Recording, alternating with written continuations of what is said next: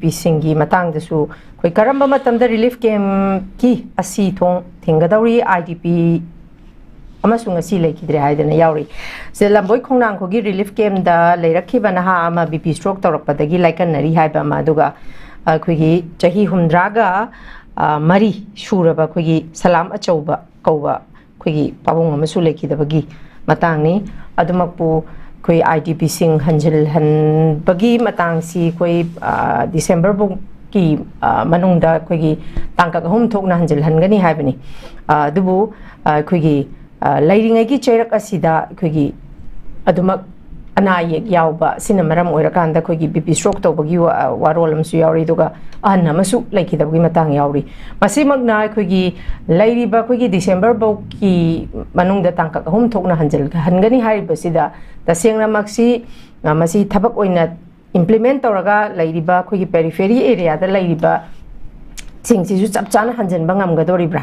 natraga na khoi lairiba phibam sida nongma nongmagi khoi masagi aroiba mathau mangam phawba masagi yumphamda mafagi masagi marai kai da masagi maramdam da pangthok pangam da haiba simaksu IDP singsi gi marai baksi karamna lepkadorimno haibisi su yam achauba wahang amakakni sigi matang da di Haobijam Gitajen kari kamaina thambini yam nuai taba punsi da kaw ngamori da bako koi chahi lisang china thengkhang nai na koi gi warak pai tare ko thengkhang nai na koi warak pa koi chahi lisang china warak pa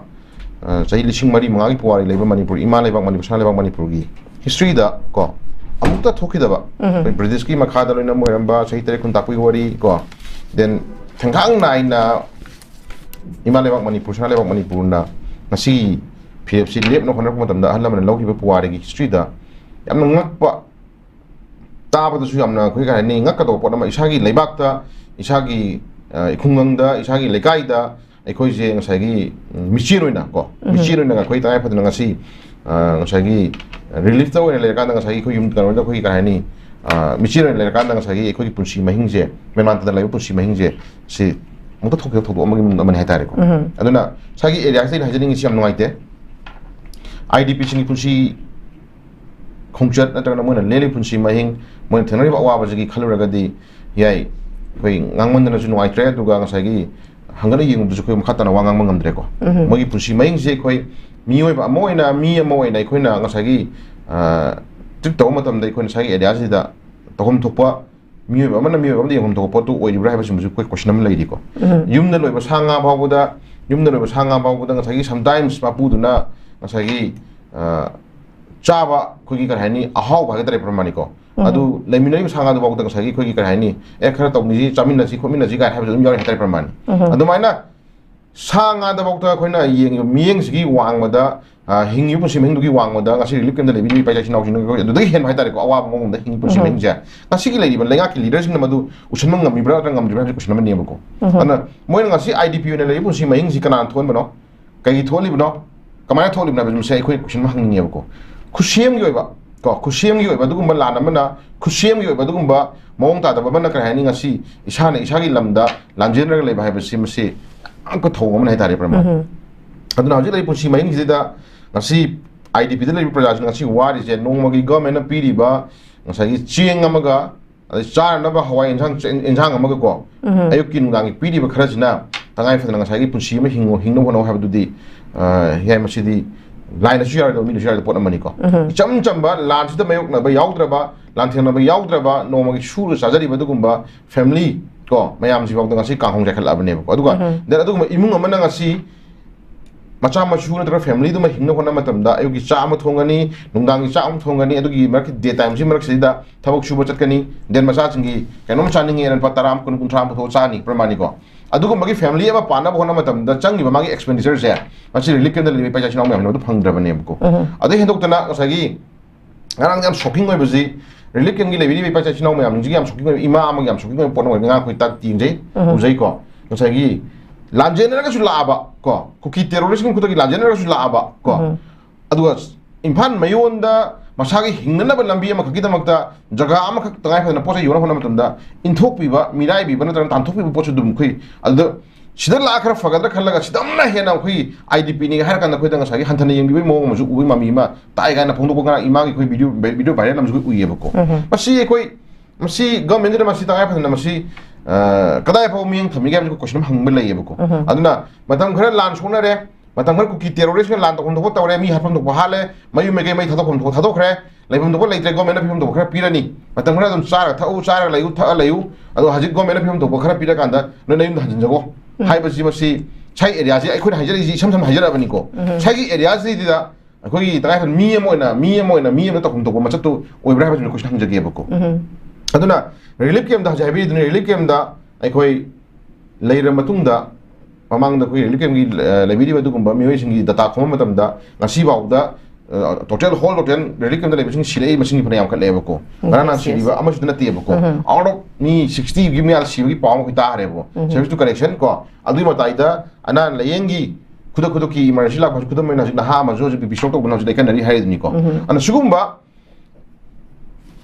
leiriba punshi mahing tummiba punshi mahing chari punshi mahing seli chari ba dress ani ahum suna su leitraba ko seli ba amaduna ai numik kyani sekta dage traga numik kyani koi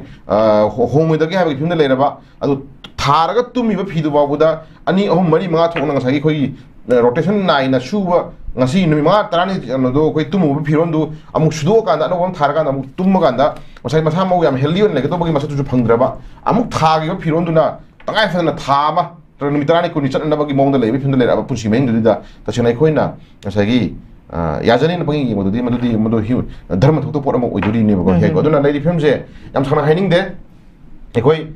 khusiam gi lana mana ko khusiam gi ga ni thoni do thodo amana sugumba mioi kaya amagi punsi idp na ngasi le helaganda yengi meng che ko apen mati oide ba ko aduna ekoi haining isi hajik hoi pen da bagi pen da bang atani do ga sung sagi lebi ba du gum government jina lebi ba du gum bang sagi lengak sina taseng na idp na le kang busing sidi miyam da sagi miyam da yengi ba du gum ba miyang di kata hendok na ko moi da mioi ba moi na pibam tok ba yang tok ba ngai fa na tok tok ba du gum bang sagi pibam tok miyam jai taseng na maximum leon share di moi ta hon le yebo ko aduna hajile pibam ana le ngi do ero tasena idp amana layang potanda kogi health card paire na khalaga ju health card to pidi magi benefit tu adu chatnai ga chatna dega habi mota any idp go ra ka dimona any card park matam da medical ngamari na card park matam da maldo ko mena pidi ba prime minister gi health card haro pramane vaccine card haro adu par lak manga phi sakse tasena lak manga du tasena maduna cover to ya area haidare ko tasena BP stroke bu hairo na any major operation bu hairo na any achok apiko de haro achok bogi leng no khona matam da sang do paisa je mata idi health card gi ta chena maximum id dum ta honjini ma pam lei ko adu da ju kana go ma siti kai khopsan khare kai dawre government san da kai dawre ta sengna challiga chandega limitation da sidagi na kai bi adega sidagi na chape adega en tawduna system mayam na bomb sidaka na sikara ni ka to paira ba buda ining to lei ma ngam do gi post tari hetari khoina ko tan sum mayam ji tasena system du normally awana adi idp yum mayu me kai chakraba little lei pa china ni na ta bada tongan makang musing da bana pibam dok pa ngasagi chanabam to ni yom sadara ga su especially idp sing da moina ka to pai laksdara ga di moi di fully ko adi cover to hon bi kan da ko layeng ma da line layeng bi na lambi do machine bi ga di manu sum kan ni khane tari pramani an su me am to hon jan ni do idp yum thinoi ba awa ba je chin haji haira du ni ta chin idp relief kem da mafum je ta chin ai khogi mongpham haitare ko mongpham kayam pino ogidor ha pe brang pe da hairi singje chingma si yam noi da pona mani sidagi hendokna mama amaga macha amaga privacy lekta ba ko adagi husband and the wife ki privacy lekta ba the family amagi bachim naw sing privacy lekta ba ko then amana ngasagi punsi mahinga macha singa mama singa adi family amagi tangai phana ngasagi karigum arei ba kharada hara horau ko ngam jabal pamanga dang puthuakanda macha amada kanomat pijaning ma poto whole family when pura na silamni privacy electron mina ama the picture rogo amagi ban nuai to pen da bani na madugi ningdom poma mayam dugi pen da mayam na sagi awa mayam ngasi kaya ni trauma la kwa tare mayam ko duna su mayam ni khoi khari yengom chang hai tare ko duna hiram khudi mo da khoi ni yengom chang si ta seng nai khoi na hak la kan da sagi mayam ni apen pen da khoi ngasai ha nungmin na bara ta na sagi ngaki kai go pot khra pen mateng pang jila kan da mayam dugi ngatang minno om da ta malakan da ngasai kare ni maduna da lori ha yaro yebo ko aduna library sing je maximum mioi ba moina ngasagi apen pen da phana le raga sumagi thamoi da pele yare to bidis na khoi penje rega habagi stage no khoi yodri ba gudi ta sena ego loi to habani ti pramani ko loi to habani te to dur ga su tawe tang khra di ta ga to ni mugi pam ni khoi thamjari je aduna sidagi haninga like in the man of honor before khoi gi as par ꯑꯩꯈꯣꯏꯒꯤ ꯎꯅꯕꯤꯔꯨꯕ ꯃꯌꯥꯝ ꯑꯩꯈꯣꯏꯒꯤ ꯇꯉꯥꯏꯐꯗꯅ ꯒꯚꯔꯟꯃꯦꯟꯠꯅ ꯄꯤꯕ ꯗꯥꯏꯔꯦꯛꯇꯤꯡꯒꯤ ꯃꯇꯨꯡ ꯏꯟꯅ December ꯊꯥꯕꯒꯤ ꯃꯅꯨꯡꯗ ꯑꯩꯈꯣꯏ ꯂꯩꯔꯤꯕ IDPꯁꯤꯡꯁꯤ ꯃꯦꯛꯁꯤꯃꯝ ꯆꯪꯍꯟꯅꯕ ꯄ꯭ꯂꯥꯟ ꯇꯥꯔꯤꯀꯣ ꯁꯤꯒꯤ ꯃꯅꯨꯡꯗ ꯑꯩꯈꯣꯏꯅ ꯃꯣꯏꯅ ꯑꯃꯨꯛ ꯍꯥꯏꯔꯤꯁꯤ ꯆꯨꯔꯆꯥꯟꯄꯨꯔꯒ ꯃꯣꯔꯦꯒ ꯀꯣ ꯄꯥꯔꯇꯤꯀꯨꯂꯔ IDPꯁꯤꯡꯁꯤꯗꯤ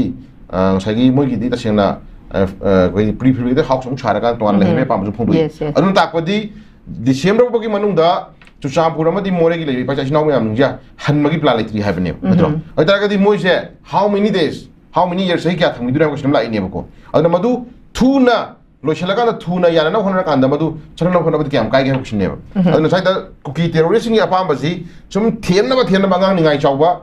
ꯅꯃꯣꯛ ꯍꯦꯟꯅ ꯆꯥꯏ ꯍꯥꯏꯅ ꯑꯉꯥꯡ ꯅꯤꯡꯉꯥꯏ ꯆꯥꯎꯕ ꯅꯃꯣꯛ ꯍꯦꯟꯅ ꯆꯥꯏ ꯍꯥꯏꯅ ꯊꯦꯝꯅꯕ ꯍꯣꯠꯅꯕꯗ ꯑꯍꯥꯎꯕ ꯌꯥꯝ ꯄꯤꯖꯩ ꯍꯥꯏꯅ ꯀꯨꯀꯤ ꯇꯦꯔꯣꯔꯤꯁꯅ ꯄꯥꯝꯃꯤ ꯄꯣꯠꯁꯛꯁꯦ ꯑꯄꯥꯝꯕ ꯈꯨꯗꯤꯡꯃꯛꯁꯤ ꯐꯪꯅꯅꯕ ꯍꯣꯠꯅꯕ ꯃꯇꯝꯗ ꯃꯣꯏ ꯊꯦꯝꯅꯕ ꯍꯣꯠꯅꯕ ꯃꯇꯝꯗ ꯉꯁꯥꯏꯒꯤ ꯁꯨꯝ ꯅꯥꯀꯟꯗ प्रजा ꯃꯌꯥꯝ ꯑꯃ ꯉꯁꯥꯏꯒꯤ ꯋꯥꯍꯜꯂꯛꯄ ꯅꯠꯇ꯭ꯔꯒꯅ प्रजा ꯃꯌꯥꯝ ꯑꯃ ꯇ꯭ꯔꯣꯃꯥ ꯂꯥꯛꯍꯟꯅꯕ ꯍꯣꯠꯅꯕ प्रजा ꯃꯌꯥꯝ ꯑꯃ ꯉꯁꯤ ꯇꯧꯔꯣꯏꯗꯕ ꯈꯜꯂꯣꯏꯗꯕ ꯋꯥꯈꯜ ꯃꯌꯥꯝ ꯈꯟꯅꯕ ꯍꯣꯠꯅꯔꯛꯄꯁꯦ ꯃꯁꯤ ꯐꯠꯇꯕ ꯂꯩꯌꯦꯕꯀꯣ ꯑꯗꯨꯅ ꯍꯧꯖꯤꯛ ꯒꯣꯟ ꯍꯧꯖꯤꯛ ꯑꯣꯏꯕ ꯌꯥꯕ ꯑꯣꯏꯈ꯭ꯔꯦ ꯑꯗꯨ ꯃꯈꯥ ꯇꯥꯅ ꯃꯗꯨ ꯄꯤꯁ ꯂꯥꯛꯅꯕ ꯍꯣꯠꯅꯕ ꯃꯇꯝꯗ ꯑꯆꯧꯕ ꯈꯣꯡꯊꯥꯡ ꯑꯃ ꯑꯆꯧꯕ ꯈꯣꯡꯖꯗꯤ ꯐꯤꯔꯦꯞ ꯂꯧꯕꯤꯔꯛꯑꯕꯅꯤꯅ ꯇꯁꯦꯡꯅ ꯂꯧꯐꯝ ꯊꯣꯛꯄ ꯐꯤꯔꯦꯞꯇꯣ ꯍꯥꯔꯗꯂꯤ ꯀꯣ ꯁꯦꯔꯤꯌꯁꯂꯤ ꯂꯧꯕꯤꯔꯀꯥꯟꯗ ꯇꯁꯦꯡꯅ IDPꯁꯤꯡꯁꯦ ꯃꯇꯝ ꯆꯥꯅ ꯍꯜꯍꯟꯅꯕ ꯑꯩꯈꯣꯏ ꯍꯣꯠꯅꯕꯤꯒꯗꯧꯕꯅꯦꯕ ꯃꯣꯏꯒꯤ ꯍꯜꯍꯟꯕ ꯃꯇꯝꯗ ꯄꯤꯐꯝ ꯊꯣꯛꯄ ꯃꯣꯏꯒꯤ ꯄꯤꯐꯝ ꯊꯣꯛꯄ ꯇꯧꯐꯝ ꯊꯣꯛꯄ ꯒꯚꯔꯟꯃꯦꯟꯠꯅ ꯄꯤꯐꯝ ꯊꯣꯛꯄ ꯃꯌꯥꯝꯁꯦ ꯃꯐꯝ ꯆꯥꯅ ꯄꯤꯕꯤꯔ ꯃꯇꯨꯡꯗ ꯌꯥꯅꯕ ꯀꯥ ꯑꯃꯗ ꯉꯁꯥꯏꯒꯤ ꯌꯥꯅꯃꯤꯟꯅꯕ ꯀꯥ ꯑꯃꯗ ꯑꯩꯈꯣꯏ ꯌꯥꯅꯔꯦ ꯍꯥꯏꯕ ꯐꯤꯕꯝꯗ ꯊꯥꯕꯤꯔꯀꯥꯟꯗ ꯃꯣꯏꯁꯤꯡꯁꯦ ꯃꯣꯏꯒꯤ ꯍꯥꯟꯅꯒꯤ ꯂꯥꯏꯐꯇꯨꯗ ꯑꯃꯨꯛ ꯅꯧꯅ ꯍꯤꯡꯍꯟꯕ ꯌꯥꯅꯕ ꯂꯝꯕꯤ ꯑꯩꯈꯣꯏ ꯁꯤꯟꯕꯤꯒꯗꯧꯕꯅꯦꯕꯀꯣ ꯑꯗꯨ ꯅꯠꯇꯗꯅ ꯉꯁꯥꯏꯒꯤ ꯑꯩꯈꯣꯏꯒꯤ ꯁꯦ ꯄꯦꯔꯤꯐꯦꯔꯤ ꯑꯦꯔꯤꯌꯥ ꯈꯔꯗ ꯉꯁꯥꯏꯒꯤ ꯍꯥꯏꯕꯤꯈꯤꯕꯗꯨꯅꯤ ꯑꯩꯈꯣꯏ ꯇꯨꯔꯕꯨꯡ ꯕꯪꯒ꯭ꯂꯥꯒꯤ ꯀꯣ ꯑꯦꯔꯤꯌꯥ ꯈꯔꯗ ꯑꯩꯈꯣꯏ ꯀꯨꯝꯕꯤ ꯑꯁꯤꯒꯤ ꯃꯅꯨꯡꯗ ꯂꯩꯕ ꯑꯦꯔꯤꯌꯥ ꯈꯔ ꯌꯥꯝ ꯅꯛꯄ ꯑꯦꯔꯤꯌꯥ ꯈꯔꯗ ꯑꯩꯈꯣꯏ IDP ꯈꯔ ꯍꯟꯖꯤꯟꯅꯅꯕ ꯑꯩꯈꯣꯏ ꯍꯣꯠꯅꯔꯦ ꯍꯥꯏꯕ ꯄꯥꯎ ꯇꯥꯖꯔꯦ ꯏꯝꯐꯥꯜ ꯏꯁꯀꯤ ꯋꯦꯁꯀꯤ ꯅꯤꯌꯔꯦꯁ ꯈꯔ ꯍꯥꯏꯇꯥꯔꯦꯀꯣ ꯑꯅꯛ ꯑꯅꯛꯄ ꯈꯔꯗꯤ ꯈꯨꯡꯖꯤꯟꯅꯅꯕ ꯑꯩꯈꯣꯏ ꯍꯣꯠꯅꯔꯦ ꯍꯥꯏꯕꯁꯤ ꯄꯥꯎ ꯇꯥꯖꯔꯦ ꯑꯗꯨꯕꯨ ꯌꯥꯝ ꯐꯩ ꯑꯗꯨ ꯍꯣꯠꯅꯔꯤꯕꯁꯤꯒꯤ ꯃꯅꯨꯡꯗ ꯇꯁꯦꯡꯅ IDP ꯍꯥꯏꯕꯁꯤ ꯑꯅꯛꯄ ꯍꯥꯏꯕ ꯂꯩꯇꯦ ꯑꯔꯥꯞꯄ ꯍꯥꯏꯕ ꯂꯩꯇꯦꯀꯣ ꯑꯋꯥꯕ ꯈꯨꯗꯣꯡꯊꯤꯕ ꯅꯪꯕ ꯈꯨꯗꯤꯡꯃꯛ ꯁꯦꯝ ꯃꯥꯅ ꯇꯧꯕ ꯑꯃ ꯆꯪꯉꯤ ꯑꯗꯨꯒ ꯗꯦꯟ ꯑꯔꯥꯞꯄꯗ ꯂꯩꯕ ꯀꯥꯡꯕꯨꯁꯤꯡꯁꯤꯁꯨ ꯇꯁꯦꯡꯅ ꯃꯇꯝ ꯈꯤꯇꯪ ꯁꯥꯡꯅ ꯃꯣꯏꯅ ꯑꯣꯔ ꯕꯤꯐꯣꯔ ꯗꯤꯁꯦꯝꯕꯔ ꯊꯥꯕꯒꯤ ꯃꯅꯨꯡꯗ ꯃꯣꯏꯅ ꯑꯦꯛꯁꯄꯦꯛ ꯇꯧꯔꯤꯕꯅꯤꯅ ꯑꯗꯨ ꯁꯣꯏꯗꯅꯃꯛꯀꯤ ꯍꯜꯂꯛꯒꯅꯤ ꯍꯥꯏꯕ ꯊꯥꯖꯕꯁꯤꯃꯁꯨ ꯄꯤꯕꯤꯕ ꯑꯃ ꯆꯪꯉꯤ ꯍꯥꯏꯇꯥꯔꯦꯀꯣ ꯑꯗꯨꯅ ꯑꯅꯛꯄꯁꯤꯡꯁꯤꯅ ꯈꯔ ꯍꯜꯍꯟꯅꯕ ꯍꯧꯍꯜꯂꯒꯦ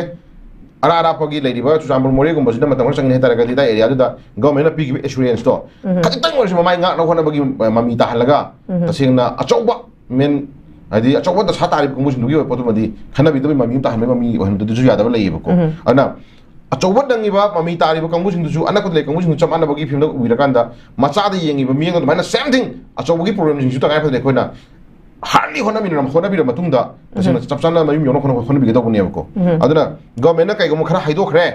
ꯑꯗꯨꯇꯥꯔꯒꯗꯤ ꯍꯥꯏꯗꯣꯛꯈ꯭ꯔꯕꯅꯤꯅ ꯑꯩꯈꯣꯏ ꯅꯝꯗꯅ ꯀꯩꯒꯨꯝꯕ ꯈꯔ ꯆꯪꯍꯟꯗꯕ ꯌꯥꯗꯦ ꯀꯣ ꯇꯧꯔꯤꯅ ꯀꯥꯏꯅ ꯍꯥꯏꯅ ꯃꯃꯤ ꯅꯃꯥ ꯊꯣꯡꯍꯟꯗꯕ ꯌꯥꯗꯦ ꯃꯃꯤꯗ ꯇꯥꯏꯞꯇꯒ ꯍꯥꯏꯗꯤ ꯊꯣꯛꯍꯟꯕꯗꯨꯗꯤ ꯑꯗꯨꯁꯨ ꯌꯥꯗꯕ ꯂꯩꯌꯦꯕꯀꯣ ꯑꯗꯨꯅ ꯍꯧꯖꯤꯛ ꯂꯩꯔꯤꯕ ꯐꯤꯕꯝꯁꯤ IDPꯁꯤꯡꯒꯤꯗꯃꯛꯇ ꯈꯜꯂꯨꯔꯒꯗꯤ ꯁ꯭ꯄꯦꯁꯤꯌꯦꯜꯂꯤ ꯍꯣꯏ ꯑꯇꯣꯞꯄ ꯉꯁꯥꯏꯒꯤ ꯂꯤꯒꯦꯜ ꯑꯦꯟ ꯀ꯭ꯂꯤꯅꯤꯛꯀꯤ ꯁꯥꯏꯠꯇꯒꯤꯁꯨ ꯃꯌꯥꯝ ꯑꯩꯈꯣꯏꯅ ꯄꯣꯠ ꯌꯦꯡꯁꯤꯟꯕ ꯎꯁꯤꯟꯕ ꯃꯇꯦꯡ ꯄꯥꯡꯕ ꯁꯨꯝ ꯎꯖꯩ ꯄ꯭ꯔꯃꯥꯅꯤꯀꯣ ꯑꯗꯨꯅ ꯑꯦꯅꯤ ꯍꯤꯔꯝ ꯑꯃꯗꯒ ꯑꯃꯗ ꯑꯣꯏꯔꯒꯁꯨ ꯄ꯭ꯔꯃꯥꯅꯤꯀꯣ ꯂꯩꯕꯤꯔꯤꯕ ꯉꯁꯥꯏꯒꯤ ꯒꯚꯔꯟꯃꯦꯟꯠ ꯁꯥꯏꯠꯁꯤꯅ ꯑꯉꯝꯕ ꯑꯩꯗꯤ ꯃꯇꯦꯡ ꯄꯥꯡꯖꯅꯤꯡꯕ ꯄꯥꯝ ꯊꯝꯖꯒꯦꯕꯀꯣ ꯑꯗꯨꯅ ꯉꯁꯥꯏꯒꯤ ꯃꯤꯑꯣꯏꯕ ꯑꯃ ꯑꯣꯏꯅ ꯃꯤꯑꯣꯏꯕ ꯑꯃꯗ ꯎꯠꯀꯗꯧꯕ ꯃꯥꯒꯤ ꯔꯦꯁꯄꯦꯛ ꯇꯧꯐꯝ ꯊꯣꯛꯄ ꯃꯥꯒꯤ ꯕꯦꯕꯥꯔ ꯇꯧꯐꯝ ꯊꯣꯛꯄ ꯃꯥꯒꯤ ꯎꯠꯐꯝ ꯊꯣꯛꯄ ꯃꯌꯥꯝꯁꯤꯡꯁꯦ ꯇꯁꯦꯡꯅ ꯎꯠꯍꯟꯖꯅꯤꯡꯕ ꯄꯥꯝꯕꯗꯨꯅꯤ ꯑꯗꯨꯅ IDPꯁꯤꯡ ꯊꯦꯡꯅꯔꯤꯕ ꯑꯋꯥꯕꯁꯤꯗꯤ ꯑꯩꯈꯣꯏ ꯄꯨꯟꯁꯤꯗꯁꯨ ꯀꯥꯎꯕ ꯉꯝꯃꯔꯣꯏ ꯀꯣ ꯀꯥꯎꯕ ꯉꯝꯃꯔꯣꯏ ꯑꯗꯨꯅ ꯉꯁꯥꯏꯒꯤ ꯏꯃꯨꯡ ꯑꯃꯗ ꯃꯤꯑꯣꯏ 4-5 ꯈꯛꯇꯪ ꯂꯩꯕ ꯃꯇꯝꯗ ꯃꯤꯑꯣꯏꯕꯒꯤ ꯄ꯭ꯔꯥꯏꯚꯦꯁꯤ ꯍꯥꯏꯕ ꯑꯃ ꯂꯩꯀꯣ ꯄ꯭ꯔꯥꯏꯚꯦꯁꯤ ꯂꯩꯇ꯭ꯔꯕ ꯂꯥꯏꯐ ꯑꯃꯗ ꯃꯗꯨ ꯃꯤꯑꯣꯏꯕ ꯃꯣꯏꯅ ꯑꯩꯈꯣꯏꯅ ꯇ꯭ꯔꯤꯠ ꯇꯧꯕ ꯃꯇꯝꯗ ꯑꯩꯈꯣꯏ ꯃꯔꯝ ꯆꯥꯗꯕ꯭ꯔꯥ ꯈꯜꯂꯤ ꯉꯁꯤ ꯂꯩꯕꯥꯛ ꯑꯃꯒ ꯀꯣ ngasi atop ngasi Thailand ga Cambodia tong la su dum yam henry simangai ko magi lei bu lan mi mayam induna sipai mayam my government duna praja sing du gi chapha ga do hai tare kom chabi yang kan da ngasi fully protection bibi ra kan da han thami dum hai jumai pramani ko adumai na khoi gi su tangai phadana se mafam chaw da to bi re do ga su hingi punsi mai du kaman hingi ga ko yim changi hai tare ko adu su sai area ji da Ministry of Home Affairs ki lebiri ba ko Home Minister na khoi ethnic community ani ki ma thokpa du ma crisis on uhon bigre su kai de uhon biri poto uhon bire bani na madu yoroshi namdi changi hatare pramani ko yoroshi nai se ta kai phadna khoi justice amdi changi ba ko hek pokmin na ba I amagi ko I amagi hek pokmin na ba I mama mapa amna poko masan na wa buda ta kai phadna phibum na yada na khana chai da bana traga na any issue samada crime thokma tamda khudong thibu yauna ko tamda mado as far logi matungina ko mayam na lale mayam phari ni manau lale manau phari ne bako matam khradi mado justice phangna phonari ne badra hek pukmi na mas manau baguda badra I amata gi masa masin manau baguda khudam na se ngara na handa ikui kui da bada khogi se thwan da khoi tajogi pauni ko se ing manung khana bada khamu mayam adu nomena ka thok ko pan mayam sigi bi khoi tai ko adu madu cherry ba manau ni para maya manau adu khani family member du phar kan police na logi ne actually khali pramani ko maram di maram chadana mana logi wang thong to yaro ena ko admana same thing aina the praman to jari di tangai fa pokoi no masi manau ba lo le ha du uli ha pramani ko admana same thing sida ethnic community ani gem to ko irang ne ha ba da kamaina tholak ba kadai tholi ba ko kamaina horok ba matang justice ni khoi pami pramani adu justice to ekoi lebi ba du political leaders na madu thum chang ha tari ko adenda ka sagi nomai ka pa le ro hana le nama jaga hanjane ro makata tong na ko ha basi yaro ko madu nomai ka do su le fan ga do bani hana gi le ba jaga do hanjane ga do bani adu kari maram gi horki na ba maju justice photo ko yaro ko ha bo pramani aduna saungna ba nungai da ba ngak thokre ha edna madu themjane ra kanda drug maning tong than ba popi maning tong than ba ko aduga illegal immigrant ba maning tong le hen ba then makuda am phajaba nomai phajaba pai laganda mission haning harba je masi lona yada pora mane ko agtara ga di mado mo crime tar ko chungje logi batun thok rom jang hadar praman adu gi assurance government asi pihan jani je tasengna horrible lanjigi wo hok dok ko horrible lanjigi wo hok dok natra ga sagi oire film ji matang da sab san khoi justice putu ko ne ha je masi lenga na pra khoi thajo bi changye PR li tingai mamang da lenga ang panbiran ba je not only for any community mi na te ko whole manipur khunda mi ri ba du ma furu kun tra mari gi oiba adu ma manipuri lenga am leidana ekoi miyang yo sanam le mi ne ko